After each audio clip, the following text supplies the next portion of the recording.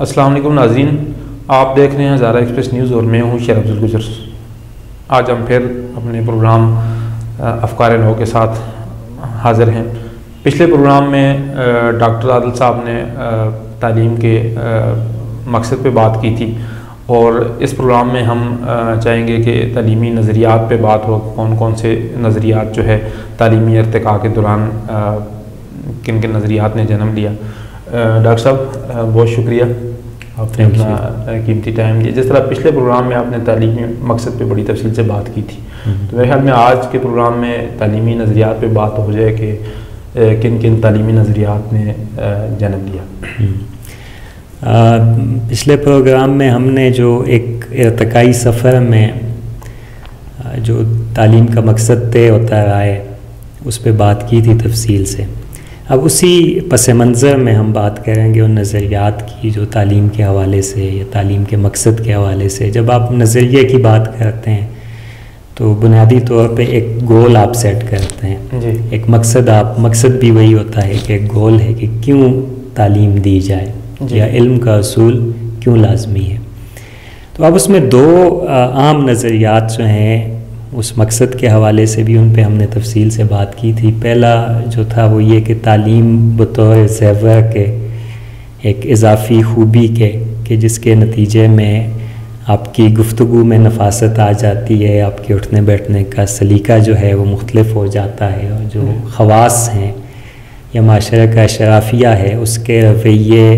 مختلف ہو جاتے ہیں عام لوگوں سے، وہ جو تعلیم جنہوں نے حاصل نہیں کی ہوتی۔ تو بنیادی نظریہ بھی اس کے پیچھے وہی ہے کہ تعلیم بطور زیور کے طور پہ اس کو دیکھا جائے کہ یہ ایک ایسا زیور ہے کہ جو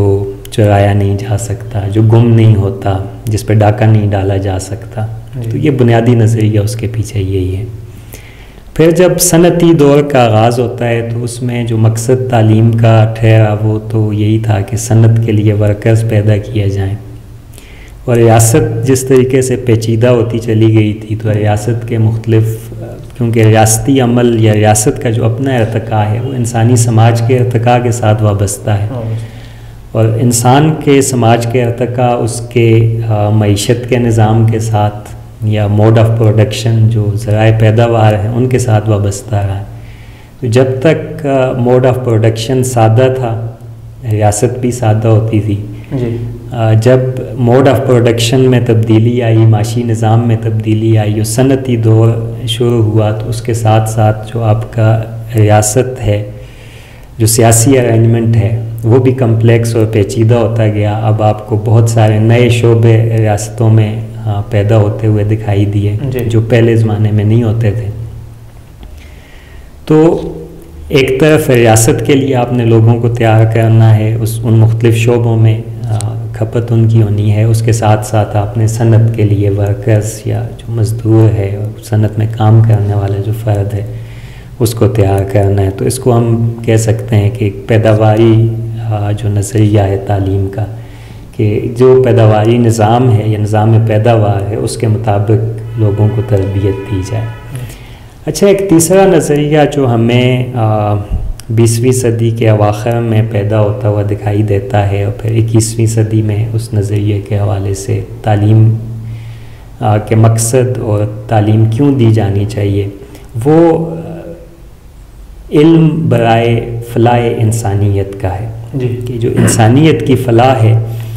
تعلیم اس لیے دی جائے کہ اس سے انسان کی فلاح ہو جی۔ اب یہاں پہ جو لفظ فلاح اس کو ڈیفائن کرنا اور اس کو سمجھنا بہت لازمی ہے۔ تو اس کو مختصراً میں آپ کے سامنے رکھ دیتا ہوں، پھر ہم اس پہ مزید بات آپ کے ذہن میں جو سوال ہوں اس کے ساتھ کریں گے کہ فلاح اصل میں ہر انسان کے اندر موجود جو امکانات ہیں جی، جو پاسبلٹیز ہیں، ہم میں سے ہر فرد جو ہے وہ لامحدود امکانات کا مجموعہ ہے۔ اس کو مزید میں سادہ کروں تو میں یہ کہوں گا کہ ہر انسان لامحدود صلاحیتوں کا مجموعہ ہے، اور اس کے اندر کی یہ جو صلاحیتیں ہیں یہ جب نکھاری جائیں، ایک ایسا نظام ہو کہ جس سے گزرنے کے بعد جو صلاحیت آپ میں ہے، آپ میں ایک آرٹسٹ بننے کی صلاحیت ہے، ایک سنگر بننے کی صلاحیت ہے، ایک انجینئر بننے کی صلاحیت ہے، ایک فلسفی، ایک مصنف، جو بھی آپ کی صلاحیت ہے، تعلیم کا جو نظام ہے وہ ایسا ہو کہ وہ آپ کی اس خاص صلاحیت کو پہچانے، جی، آپ کے لیے مددگار ثابت ہو کہ آپ اپنی اس صلاحیت کو سمجھیں، اس کو پہچانیں اور پھر اپنی اس صلاحیت کا اظہار کریں۔ یہ وہ لامحدود امکانات ہیں جو ایک فرد کے اندر ہوتے ہیں، اور ایک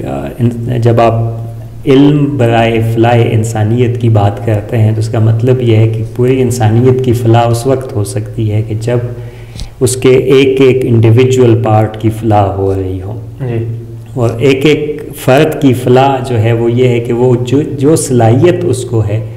اس صلاحیت کے ساتھ وہی صلاحیت اس کے روزگار کا ذریعہ بھی ہو، اس کی خوراک کا مسئلہ بھی اسی کے ذریعے حل ہو، اور اس کے ساتھ ساتھ وہ اس کا مکمل اظہار اس کے اندر کر سکے۔ تو یہ جو نظریہ تھا فلاحی ریاستوں میں، آج کچھ ایسی ریاستیں ہیں جیسے فن لینڈ ہے، وہاں پہ آپ کو یہ نظریہ دکھائی دیتا ہے کہ وہاں جو بچوں کو تعلیم دی جاتی ہے اس کا مقصد بنیادی یہ ہوتا ہے کہ یہ بچے کیسے ایک خوشگوار زندگی گزار سکیں، یعنی انہیں جینا اور ایک خوش زندگی گزارنا یہ سکھایا جاتا ہے، اور وہ اپنی ان صلاحیتوں کا اظہار کرتے ہیں پھر مختلف شعبوں میں جا کر زندگی کے، جو ان کا ایک نیچرل ٹیلنٹ ہوتا ہے، ایک فطری ان کے اندر جو صلاحیتیں موجود ہیں، ایسا نظام بنایا جاتا ہے کہ وہ پنپ سکیں، اور اس کے نتیجے میں وہ جب عملی زندگی میں آئیں تو اپنی ان صلاحیتوں کے اظہار کے ذریعے ایک طرف اپنے شوق، اپنے جمالیاتی ذوق کی تسکین کریں، اور اس کے ساتھ ساتھ ان کا جو پیشہ ہے وہ ان کے جو ضروریات ہیں بنیادی زندگی کی، ان کی بھی تسکین ہو سکے، وہ بھی اس کو مل سکیں۔ تو یہ 3 بنیادی طور پہ نظریات ہیں علم کے حوالے سے، جس کو ہم سادہ سے الفاظ میں اس پہ بات کریں تو۔ سر، آپ نے اس پہ امکانات پہ بات کی کہ بنیادی طور پہ کچھ امکانات انسان کے اندر ان بلٹ ہوتے ہیں، اور تعلیم ان امکانات کو جو ہے پھر پالش کرتی ہے۔ تو اگر ہم اپنی سوسائٹی کی بات کریں یا اس پورے خطے کی بات کریں تو یہاں پہ اگر یورپ کے ساتھ ہم اس کا موازنہ کریں تو وہاں تو یہ امکانات جو ہیں وہ پالش ہوتے ہوئے دکھائی دے رہے ہیں، وہاں تو اس طرح کی چیزیں سامنے آ رہی ہیں، مگر ہماری طرف نہیں آ رہی۔ تو اس کے پیچھے آپ کیا سمجھتے ہیں کہ وہ کیا چیز ہے جس کی وجہ سے یہ امکانات جو ہے وہ پیدا نہیں ہو رہے؟ اچھا، یہ جو آپ کا بہت عام سوال ہے کہ وہ چیزیں جو ہمیں دنیا کے کچھ خطوں میں دکھائی دیتی ہیں کہ انسان کے تعلیمی نظام میں ارتقا ہوا ہے، اور کچھ خطوں میں دکھائی دیتا ہے کہ وہ ارتقا نہیں ہو سکا۔ جو تعلیمی نظام ہے یہ کسی بھی خطے کا، کسی سماج کا، کسی بھی معاشرے کا، یہ اس معاشرے کے جو باقی تمام نظام ہوتے ہیں ان سے ہٹ کے کوئی آئسولیشن میں نہیں چل رہا ہوتا، یہ بالکل ان کے ساتھ منسلک ہوتا ہے، اور جو آپ کا اجتماعی انسانی سماج کا ارتقا ہے اسی کے ساتھ آپ کا تعلیمی نظام بھی ارتقا کرتا ہے۔ اب جب آپ پاکستان کی، ہم اپنے سماج کے حوالے سے بات کریں تو ہم کہتے ہیں کہ ہم دیکھتے ہیں، یہ ہمارا تجربہ بھی ہے کہ یہاں پہ جو انسانی فلاح کا نظریہ ہے کہ تعلیم یا علم کا مقصد وہ انسان کی فلاح ہونی چاہیے، وہ ہمیں دکھائی نہیں دیتا، اور کچھ ملکوں میں یورپ کے ہمیں یہ دکھائی دیتا ہے کہ وہاں ارتقا ہو کے اس منزل پہ وہ لوگ پہنچ گئے ہیں۔ تو اس کی وجہ یہ ہے کہ یہ جو خطے ہیں یہ نو آبادیاتی نظام کے دوران جس قسم کا نظام یہاں پہ اسٹیبلش کیا گیا، اور اس کے بعد جب سو کالڈ آزادی ہمیں مل گئی، سیاسی اور سماجی اور معاشرتی آزادی جس کا ہم دعویٰ کرتے ہیں کہ یہ ہمیں مل گئی، تو اس کے بعد بھی جو سماج یہاں پہ موجود ہے یہ سماج منسلک ہے اس سماج کے ساتھ جو کلونیل دور کا تھا یا نو آبادیاتی نظام کا تھا۔ یعنی ہمارا معاشرہ ایک منجمد کر دیا گیا کچھ حوالوں سے، اور یہ منجمد کیوں کیا گیا؟ یہ جو نئی نو آبادیاتی تقسیم یا نو آبادیاتی نظام کی جو نئی شکل پیدا ہوئی سیاسی حوالے سے دنیا میں، اس کی وجہ سے یہ معاشرہ زراعت کے زمانے پہ اس کو منجمد رکھا گیا۔ جب معاشرہ منجمد ہو گیا، اس کا ارتقا منجمد ہو گیا، یا اگر آپ کہیں کہ مکمل طور پہ انجماد تو نہیں ہو سکتا، کچھ نہ کچھ تو تبدیلی اور حرکت ہر معاشرے میں ہوتی ہی ہے، لیکن اس کی رفتار، اس کی جو پیس ہے وہ اتنی سلو ڈاؤن کر دی گئی، وہ اتنی سست رو ہے کہ جہاں باقی زندگی کے شعبوں میں ہم دیکھیں کہ جو جاگیردارانہ نظام یورپ میں کب کا ختم ہو چکا، وہ آج بھی ہمارے ہاں موجود ہے. جو کنزیومر کلچر یورپ میں جس طرح سے ختم ہوا ہے وہ ہمارے ہاں آج بھی موجود ہے. بہت سارے ٹریڈیشن جو آج ہماری سوسائٹیز میں ہیں یہ 15ویں 16ویں صدی کے ہیں. بہت سارے مباحث جو آج ہم اپنے معاشرے میں کر رہے ہوتے ہیں یہ مباحث وہاں پہ ان کے نشاط ثانیہ کے دور کے مباحث ہیں اور وہ اس سے آگے نکل چکے ہیں. جس سیاسی نظام میں ہم آج یعنی جو بندوق والا اور ڈنڈے والا سیاسی نظام ہے، طاقت والا سیاسی نظام ہے، جس سے جو مغرب ہے وہ بہت پہلے گزر چکا، ہم آج بھی اس کے اندر پھنسے ہوئے ہیں. تو یہ ایک مجموعی طور پہ ایک انجماد ہمیں دکھائی دیتا ہے اور وہ حرکت اتنی تیز نہیں ہے. اسی کا اثر ہمارے تعلیمی نظام پہ بھی ہے کہ ہمارا تعلیمی نظام بنیادی طور پہ اس کنزیومر کلچر کے مطابق ہے. اور کنزیومر کلچر کیا ہے کہ آپ صنعتی پیداوار تو نہیں کرتے لیکن آپ کو صارفین چاہیے، استعمال کرنے والے چاہیے ان پیداوار کا جو دنیا کے کسی اور خطے میں ہو رہی ہیں. یعنی آپ ایکسپورٹر نہیں ہیں، آپ امپورٹرز ہیں. آپ کچھ بنا نہیں سکتے، پروڈیوسر نہیں ہیں، لیکن آپ کنزیومر ہیں، کنزیوم کرتے ہیں. اس کا مطلب یہ ہوا کہ یہ جو معاشرے تھے ان کو ایک منڈی بنا دیا گیا. اور اس منڈی کی ضرورت یہ تھی کہ ان معاشروں کے اندر بازار کا جو کلچر ہے وہ موجود ہے. اب بازار جو ہے، جو معیشت ہے ان معاشروں کی، خاص طور پہ ہم پاکستان کی معیشت کی بات کریں تو یہ معیشت بازار کی معیشت ہے. اب ایک صنعتی معیشت اور بازار کی معیشت، اس میں کیا فرق ہوتا ہے اس کو ذرا سا ہم سمجھتے ہیں. صنعتی معیشت میں تو یہ ہوتا ہے کہ ایک صنعت ہے، اس کے اندر آپ کام کرتے ہیں، وہ کچھ پیداوار کرتی ہے اور وہ پیداوار باہر جا کے مارکیٹ میں بکتی ہے، اس سے منافع کمایا جاتا ہے، سرمایہ اس سے پیدا ہوتا ہے. ایک بازار کی معیشت میں جو مڈل مین والا، یہ جس کے لیے ایک وہ لفظ اتنا اچھا ہمارے معاشرے میں نہیں سمجھا جاتا، دلالی والا جو کام ہوتا ہے درمیان میں، کہ جس نے پیدا نہیں کرنا کچھ بھی، صرف ایک چیز کو دوسرے ہاتھ تک پہنچانا ہے اور اس ایک چیز کو دوسرے ہاتھ تک پہنچانے کے نتیجے میں سرمایہ پیدا کرنا ہے. تو یہ جو دلالی والا معاشی نظام ہے یہی بازاری نظام ہے. تو ہمارے ہاں جو معاشی ایکٹیویٹی ہے جتنی بھی ہم گزشتہ 70 سال میں دیکھتے ہیں تو وہ معاشی نظام ہمارا بازار کے اوپر مرکوز رہا. آپ دیکھیں آپ کے یہاں پلازے بنے، آپ کے ہاں جو تاجر طبقہ ہے سرمایہ وہ پیدا کر رہا ہے، سرمایہ وہ بناتا ہے، وہ کہیں سے چیز لاتا ہے کہیں بیچ دیتا ہے. اور ہم تو چھوٹی چھوٹی یہ چپس اور بچوں کی جو کھانے پینے کی چیزیں ہیں، پیمپرز ہیں، یہ چیزیں بھی خود نہیں بنا رہے، ہماری صنعت نہیں بنا رہی، یہ ملٹی نیشنل کمپنیاں ہیں وہ بناتی ہیں اور یہاں پہ وہ بک جاتی ہیں. تو جو معاشی نظام تھا اس میں جو بازار ہونے کی وجہ سے جو تاجر ہوتا ہے، اب تاجروں سے معذرت کے ساتھ ناراض نہ ہو جائے اس پہ، اس کی جو سوچ اور اس کا جو رویہ ہوتا ہے اس کو وہ خود بھی سوچیں اور آپ بھی اس پہ دیکھیں کہ وہ گھومتا ہے کہ میں نے کس طریقے سے منافع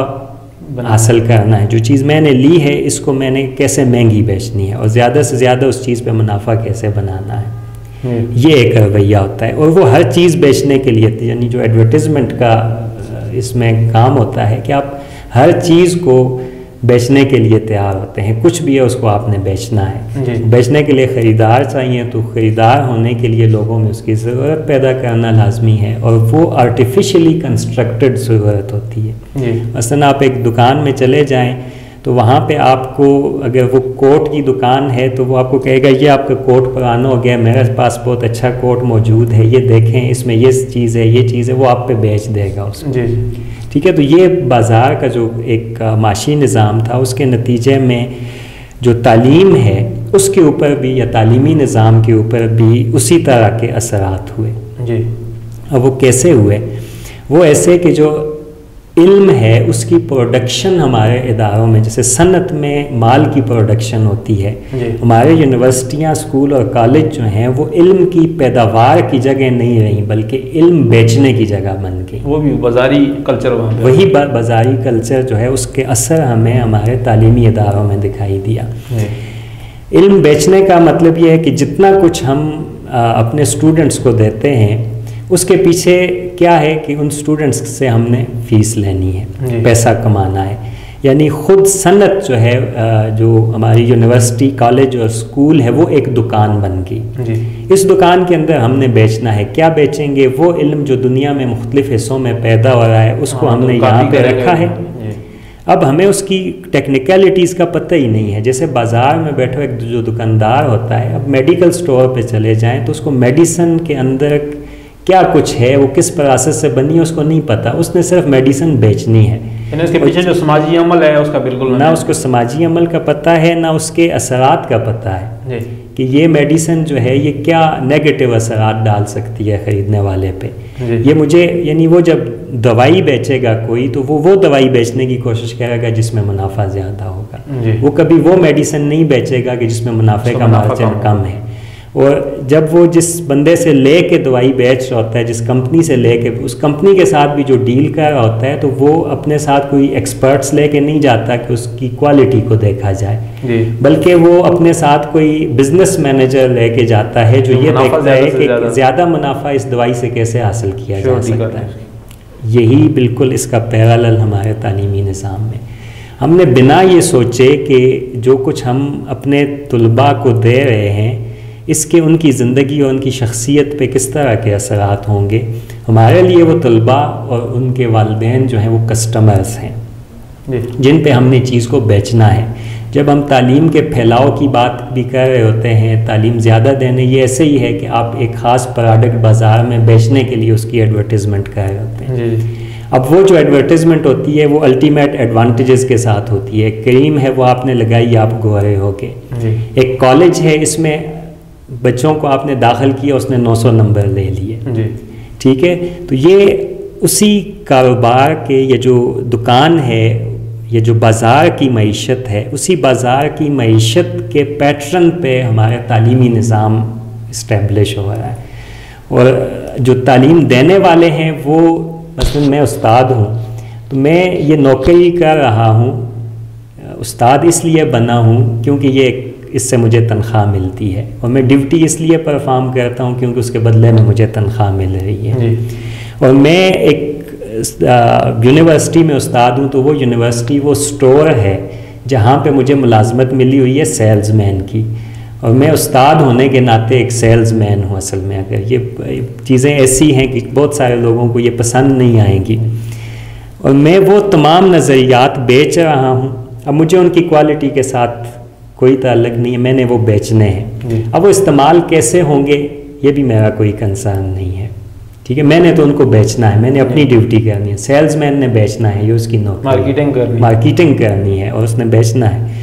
اور پھر اس کے بعد جو طالب علم آتا ہے وہ طالب علم وہاں سے ان نظریات کو لے رہا ہے اور وہ پیسے دے رہا ہے، اس کے بدلے میں وہ جو پیسے ہیں ان پیسوں سے میری تنخواہ بھی آتی ہے اور جو کاروبار ہے وہ بھی چل رہا ہے۔ وہ جب وہاں سے نکلتا ہے تو اس کو بدلے میں ایک سرٹیفکیٹ دے دیا جاتا ہے، ایک ڈگری دے دی جاتی ہے۔ اب وہ باہر جب آتا ہے تو عمومی طور پہ آپ دیکھیں گے کہ وہ پریشان ہو کے پھر بیٹھا ہوتا ہے 1 سال 2 سال تک، تو وہ خوش ہوتا ہے کہ میں نے 80% 90% نمبر لیے ہیں، ٹھیک ہے، لیکن پھر وہ بیٹھا ہوتا ہے کہ اب میں اس کے ساتھ کیا کروں۔ جیسے آپ ایک پروڈکٹ بازار سے خرید کے لے کے آ جاتے ہیں، پھر آپ پریشان ہوتے ہیں کہ اب یہ تو وہ کام کر نہیں رہی، اب میں اس کے ساتھ کیا کروں، تو آپ وہ چیز لے کے بیٹھے ہوتے ہیں کہ اب اس کے ساتھ۔ اور یہ ایک ایسا سائیکل ہے ہمارے تعلیمی نظام کے اندر کہ جو مسلسل چلتا آیا ہے، یہ وہ وشس سائیکل ہے جس میں ہم پھنسے ہوئے ہیں، اور دکان کی طرح ہمارے تعلیمی ادارے جو ہیں وہ کام کر رہے ہیں، اور اس تجارتی عمل میں جو پیداوار ہے، جو انوویشن ہے، جو کرٹیکل تھنکنگ ہے، وہ جو کوالٹیز ہونی چاہیے تھیں وہ کوالٹیز پیدا نہیں ہو رہی۔ اسی طرح کا ایک بازاری رویہ جو ہے، کنزیومر والا رویہ ہمارے ہاں ہمیں دکھائی دیتا ہے۔ آپ نے بڑی زبردست مثالیں دے کر بڑی وضاحت سے جو ہے یہ کنزیومرزم کو آپ نے بیان کیا۔ تو آپ وہ کیا سمجھتے ہیں کہ جہاں پہ یونیورسٹیز جو ہیں وہ ریسرچ نہیں کر رہی، انڈسٹری کے ساتھ لنک نہیں ہو رہی، اور وہ بالکل ایک سیلز مین کی طرح جو ہے وہ بیہیو کر رہی ہیں، تو یہ جو بازار کا جو یا کنزیومرزم کا جو پیٹرن ہے، جس طرح آپ نے بات کی کہ یہ پوری سوسائٹی پہ اپلائی ہو رہا ہے، تو اس سے نکلنے کی کچھ گنجائش موجود ہیں یا امکانات ہیں، یا کیسے نکل سکتے ہیں؟ یہ بھی آپ کا بہت اچھا سوال ہے۔ آپ نے ریسرچ کی بات کی، پہلے میں اس پہ ذرا سی آپ کو بتا دیتا ہوں کہ ہمارے ہاں 2000 کے بعد سے، مشرف کے آنے کے بعد سے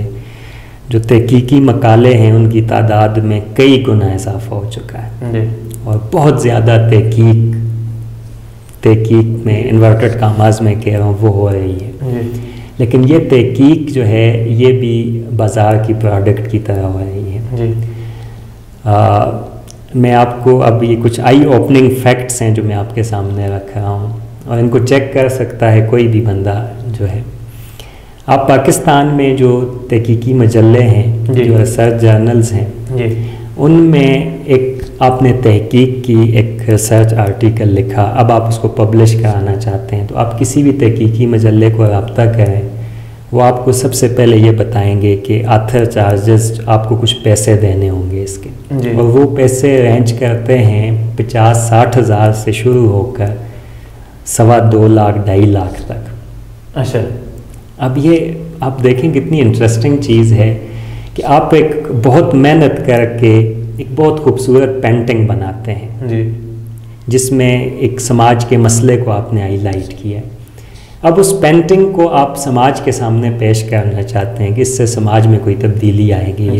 اس سے کوئی بہتری آئے گی، لوگوں کو سوچنے کا موقع ملے گا، تو آپ کو یہ کہا جاتا ہے کہ آپ جو ہے 2 لاکھ روپے دیں، تب آپ کو یہ تصویر پیش کرنے کی اجازت دی جائے گی، ٹھیک ہے۔ تو یہ اس قسم کی تحقیق جو پیسے لے کر پھر وہ مجلے، تو وہ مجلے جو ہیں وہ بھی کیا کہہ رہے ہیں، وہ بزنس، وہی کاروباری اور وہی بازاری جو رویہ ہے وہ تحقیق کے ساتھ بھی وابستہ ہو چکا ہے، اور اس میں جو ہمارے محققین ہیں وہ پیسے دیتے ہیں کیونکہ جو نمبر آف پبلیکیشنز ہیں ان کے ساتھ وابستہ ہے ان کی پروموشن۔ اب یونیورسٹیوں میں خاص طور پہ جو جامعات ہیں ہماری، وہاں پہ آپ کی جتنی بھی پروموشنز ہیں، جو بینیفٹس ہیں، ان کا تعلق آپ کے تحقیقی مقالوں کی تعداد کے ساتھ ہے، کوالٹی کے ساتھ نہیں۔ تو آپ نے 10 کیے تو آپ 20ویں اسکیل میں ہو جائیں گے، آپ نے 15 کیے تو آپ 21ویں اسکیل میں ہو جائیں گے۔ اب اپنی اس پروموشن کے لیے وہ انویسٹ کرتے ہیں، وہ پیسہ لگاتے ہیں، اور تحقیقی مجلوں اپنے جو آرٹیکلز ہیں، جو پرچے ہیں، ان کی تعداد میں وہ اضافہ کرتے ہیں، اس سے کوئی اور پیسے کما رہا ہوتا ہے، وہ پیسے پھر گھوم کے کسی اور جگہ تک بھی پہنچ رہے ہوتے ہیں۔ تو یہ پورا ایک جو سرکل ہے ہمارے ہاں، وہی اسی بازاری سوچ اور ایک بازار کا جو معاشی نظام ہے اس کا عکاس ہے۔ تو تحقیق بھی اس لیے نہیں ہوتی کہ اس کی کوالٹی کیا ہے، جس طرح میں نے آپ کو مثال دی کہ جو ہمارے یہاں جو دوائی بیچنے والا ہے، اس نے بیچنی ہے جس پہ زیادہ منافع، اس نے منافع دیکھنا ہے، تو یہاں بھی منافع دیکھا جاتا ہے۔ اب اس میں سے نکلا کیسے جا سکتا ہے؟ نکلنے کے لیے دیکھیں، ایک راستہ بہت آسان ہے اور ایک بہت مشکل ہے۔ جو آسان ہے وہ تو یہ ہے کہ ہمارے جو ارباب اختیار ہیں، جو ہماری ریاست ہے، اور جو وہ لوگ جو بالادست ہیں ایک سیاسی نظام کے اندر، ان کو اس بات کا شعور اور اس بات کا احساس ہو جائے کہ اس طرح کے تعلیمی نظام کے ساتھ، اس طرح کے سیاسی نظام کے ساتھ اور اس طرح کے معاشی نظام کے ساتھ ہم شاید 1 نسل 2 نسل تک سروائیو کر لیں، لیکن آئندہ آنے والی جو ہماری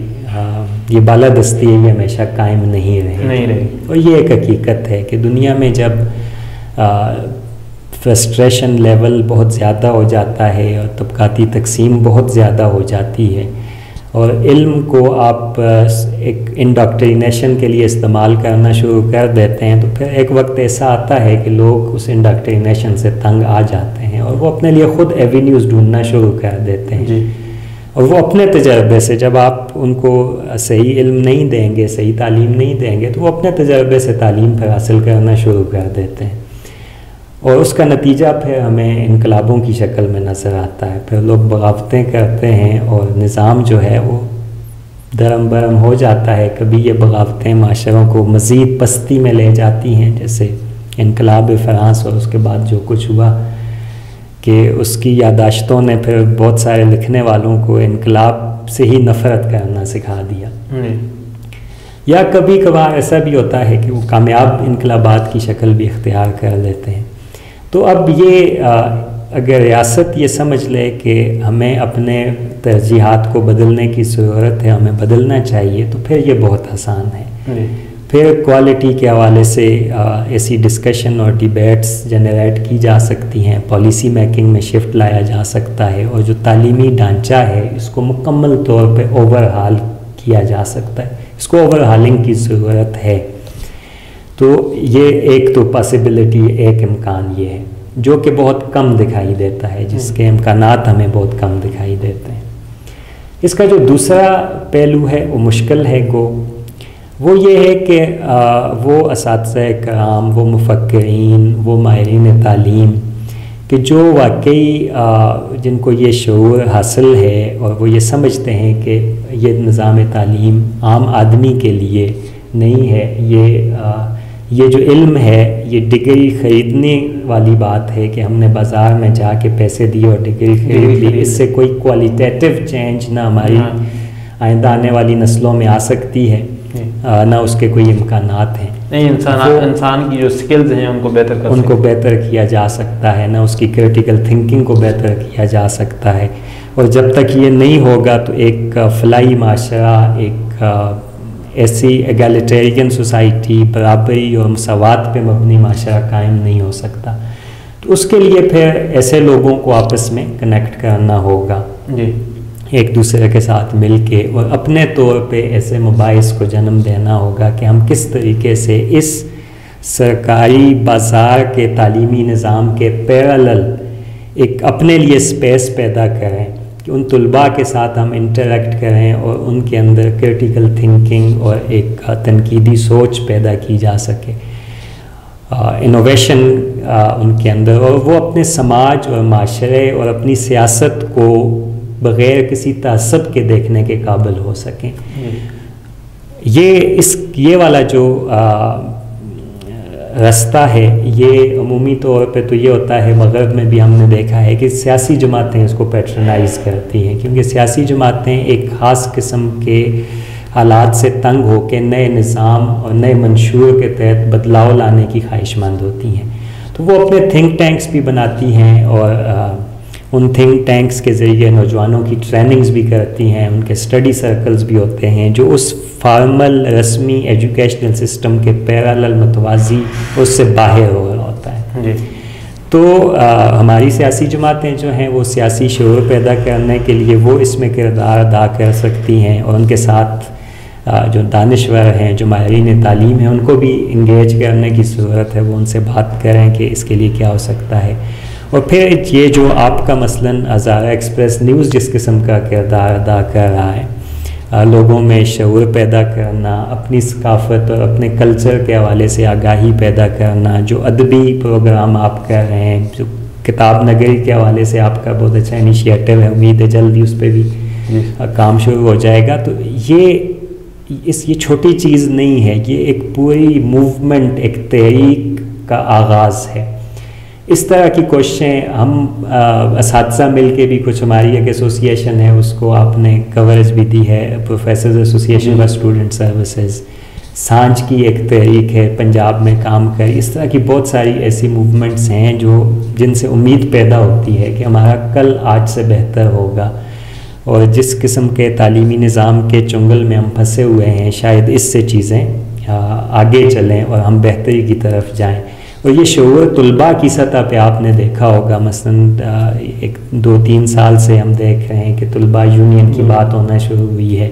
طلباء آپس میں پروگریسو اسٹوڈنٹس والے اکٹھے ہو رہے ہیں، باقی طلباء تنظیمیں جو ہیں وہ بھی باہر نکل رہی ہیں۔ تو کچھ طلباء خود اپنے لیے ایک سپیس پیدا کرنے کی کوشش کر رہے ہیں، کچھ آپ جیسے لوگ جو ہیں ان کی سروسز ہیں، کچھ اساتذہ کرام میں سے ایسے لوگ ہیں، مفکرین میں سے، ماہرین تعلیم میں سے ایسے لوگ ہیں کہ جو اپنی اپنی سطح پہ کچھ نہ کچھ کام کر رہے ہیں۔ تو یہ وہ راستہ ہے، اگر ان دونوں میں سے یہ دونوں نہیں ہوتے، جو کام آپ کر رہے ہیں، آپ نے یہ نہ کیا، ہم نے یہ نہ کیا، ریاست نے یہ نہ کیا، تو پھر ایک انارکی اور ایک ایسا معاشرہ کہ شاید جس میں زندگی ہماری آئندہ نسلوں کے لیے گزارنا بہت مشکل ہو، وہ شکل بن جائے گی۔ Thank you sir. ناظرین، آپ نے ڈاکٹر عادل صاحب کی تعلیم کے نظریات گفتگو سنی، بڑی تفصیل سے اور بڑی انتہائی جو سادہ سی مثالیں دے کر جس طرح انہوں نے